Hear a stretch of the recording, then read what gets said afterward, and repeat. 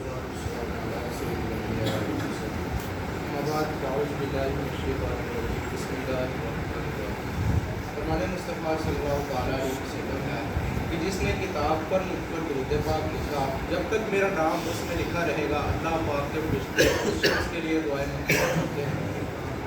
آئیے مل کر درود پاک پڑھتے ہیں۔ الصلاۃ والسلام علیکم وعلی آلہ وصحبہ الصلاۃ والسلام علیکم وعلی آلہ وصحبہ۔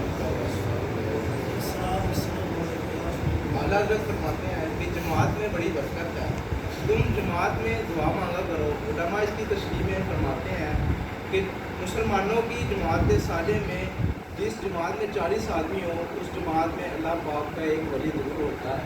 ہو سکتا ہے کہ اللہ پاک اسی کی وجہ سے ہماری دعا قبول فرما لے۔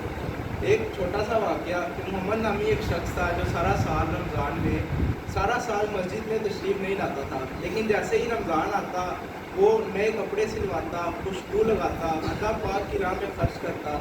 ابھی پچھلے جمعے ہمیں قاری صاحب نے بتایا کہ اللہ پاک کی بارگاہ میں خرچ کرنے والے کی مثال ایسے ہے جیسے کہ ایک گندم کا دانہ، جب ہم اسے بوتے ہیں تو وہ اکیلا ہوتا ہے، لیکن جب وہ پودا بن کر نکلتا ہے تو وہ ہمیں 700 دانے اور دیتا ہے۔ اللہ پاک کی راہ میں خرچ کرنے والے کی مثال بھی اسی طرح ہے کہ جب وہ خرچ کرتا ہے تو ایک خرچ کرتا ہے، لیکن اللہ پاک اسے 700 گنا زیادہ دیتا ہے۔ تو وہ سارا سال مسجد میں نہیں آتا تھا۔ لوگوں نے اس سے پوچھا کہ تو ایسا کیوں کرتا ہے؟ اس نے کہا کہ یہ مہینہ وہ ہے کہ جس میں اللہ پاک توبہ قبول کرتا ہے، لوگوں کی بخشش فرماتا ہے۔ کیا پتہ میرے اس احترام رمضان کے صدقے اللہ پاک میری بخشش فرما دے۔ کچھ دنوں کے بعد اس شخص کا انتقال ہو گیا۔ لوگوں نے اسے خواب میں دیکھا تو پوچھا ما فعل اللہ بک، یعنی اللہ پاک نے تیرے ساتھ کیا معاملہ کیا؟